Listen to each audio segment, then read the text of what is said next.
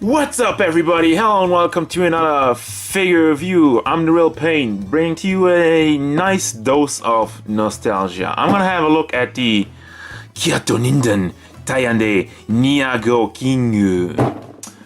What does that mean, actually? Well, what if I say Samurai Pizza Cats? Do you remember that, maybe? Yes, this is the Mac from Samurai Pizza Cats, but it's out of Japan, so this is the original name, Kyoto Ninden Tayande and the Nyago King. Now, I don't know, Samurai Pizza Cats is something I used to love as a child. It was such an amazing show, but it's so long ago. And when I saw this, at first I didn't remember it myself, but then they were like, you had these guys, you have these guys. You remember these guys? Yeah, I remember these guys. I was like, oh yeah, that was that. So I got it. I just had to get it. Some nice little nostalgia. I mean, I'm all about nostalgia. You should know that. You should know that by now. But yeah, the box pretty big. You got all the pictures of the giant mech on side. And by the way, this is like a very old school kind of looking box. The way they did the font and like the kind of just like orangey, old school looking figure in the back, and just it's pretty simple, but I like it for something like this. From when did the original show even air in Japan? I don't know, probably late 80s, because I think Samurai Pizza Cats was early 90s. So there you go, that's all the introduction. It is by Evolution Toy, by the way, which is another thing. I've never had anything from Evolution Toy, but they've been around since 2009 apparently, so Samurai Pizza Cats, haha, looking at the giant mech. Oh yeah, I don't even know if that was the actual intro. It was something like that. Anyhow, giant mech, well, let's see, on that note, how tall actually is he? He stands roughly at about 17 centimeters to the top of his head. That's only if you just count the head. If you count the overall, you know, the Shogun helmet, what ornaments, is that a word? 19, that goes up to 19 centimeters. So he's between, he's a little under 7 inches if you're going to the top of his head, and he's almost 7.5 inches if you're going to the top of his helmet with all this samurai stuff. One thing right out of the bat, I was promised die-cast. It said there was die-cast, and I don't really see die-cast. I see some, I mean, I guess that counts. I see some metal kind of rings holding it on there. I guess that's what they call die-cast. I don't know, I really expected a little bit on the figure itself, but whatever. Let's have a look at the detail real quick. First of all, the helmet is nicely done. You have a very great metallic paint job going on throughout all of the yellow. As you can tell, there's like all the particles, nice metallic. Also with the gray, you have the little cat in there. Can you actually open that? No, I don't think so. Why would you need to open that? But yeah, that looks cool. There's not really much going on at the back except for a weird hole. Gotta find out what that's for. I don't think it comes with a base. I haven't seen a base. But anyway, you got some more logos going on over there with the metallic gray and the non-metallic red. Basically, you just got the golden and the golden and the gray. Everything else is a flat color, which I really like. Anyhow, some more detail going on here at the feet, and that's what you get. Well, you get a lot more, but accessories come at the end of the video. Now let's get to a more wonky part, and a part I don't really like already, I can tell you, the articulation. Well, hey, here's the thing. First of all, I'm gonna start at the head. This one rotates around, and that's okay. It rotates around, just goes a little bit back and forth, not really, because you can tell there's no room here. Now, the arms. They're on magnets, which isn't really a bad thing. It's just like, it doesn't really... To pose them, you kind of, the best way I found out is just like, you take this off, and you kind of have this piece, which rotates around, and it's very stiff, so you're best off just taking off the magnet, and then posing this one around, and then putting it back on. So I don't know, I think it's kind of weird with the magnet. Also, it's a real problem in the legs because he keeps falling over. He doesn't have enough stability. But I'll get to the legs. Anyhow, so there's all these chiseled, how do I call that? You can tell this basically.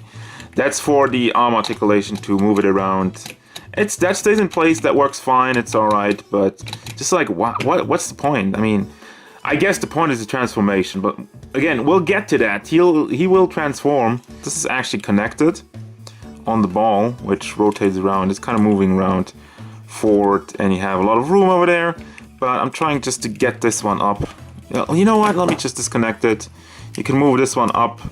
As you can tell, this one is clearly connected, and it also rotates around at the arm up here, but once again it's kind of weird, and this is part of the transformation. This big piece in the chest has a little bit of room going on over there, so it just goes a little bit back and forth, side to side, and it rotates around. That is fine. Now we get to the legs, same thing. First of all, you can kind of move this up, probably for some more posing, well, or maybe part of the transformation, because it's kind of like, it's also kind of pushing out at the sides. So you can move that around for posing, and you can move this up. This one, the part in the middle, the blue part, is not moving around, and there's nothing else over here. Now the legs itself, as you can tell, there are on these metal ball joints, and there's actually hinges on it, but the lower part just disconnects again. So it's kind of weird. It's just like, and you have a hinge over there. Why didn't they just make a hinge? Over here, that's stiff. I mean, the lower body rotates. But you got this going forward, and you can rotate it around over here. But the problem with it, like I said, with the magnet on the lower part, it's kind of wobbly. It's not really stable. And for legs, that's a bad idea. You can see I don't want to bend him over, but he just kind of bends over himself. So that's stability of this guy. I mean, it does work, but it's not the greatest. And we have a toe hinge also down here. Now, before I actually transform him, I'm going to give you a look at the accessories. Now, first thing first, he comes with two open hands, which just on the ball joint, so you can take off his hands. I actually didn't show the articulation of the hands. I'm bad. Hold on real quick. Well, that actually, since it has no room, it just kind of moves around, and it's very stiff. And you have some more two grab hands for the sword and the staff, which I'll get to, and two peace sign hands. Good job on those. You have a staff with like gills, fish gills, or whatever you call it again. A lot of pink also on there. But once again, nice metallic. Looks good, looks shiny. Does it fit in the hand, first of all? Yes, it does. It's very stiff actually. So I would recommend using a little bit of hot water or hair dryer to just loosen up the hand a little bit, because as you can tell, it's probably gonna scratch the paint off or something if you do it too much, too often. They'll soften up with some water. Then we have two identical swords. Again, they fit in the hand, but I would probably have the hand a little bit loosened up before that. And as the other one, again, like I said, they're identical. They're super shiny, super metallic, which is cool. And they are in a forgivable material.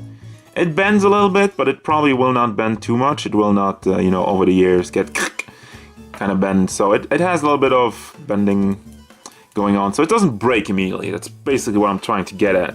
Because I'm amazing at breaking things lately. I don't know what's going on. Then we have fish. With like a...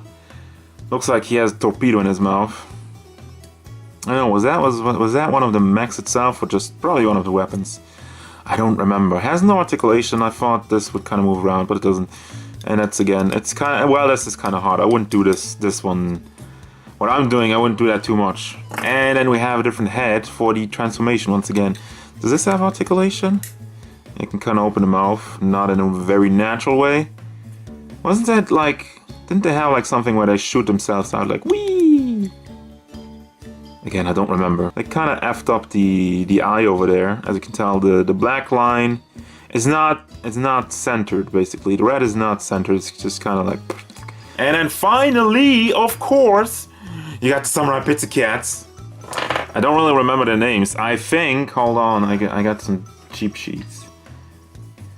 So you got the blue one, which I think is like Tsukashi in Japanese with the umbrella. Under my umbrella, Ella. Anchovy? Guido Anchovy or something like that? He does have no articulation, it's just a small standard figure. How small, actually? That kind of could use some measurement. He stands at about, and they're all in scale, so he's the tallest. 4.5 centimeters to the top of his ears, which means a little shy of 2 inches. Then we have Pururun? Polyester. Haha, it's very smart, not really.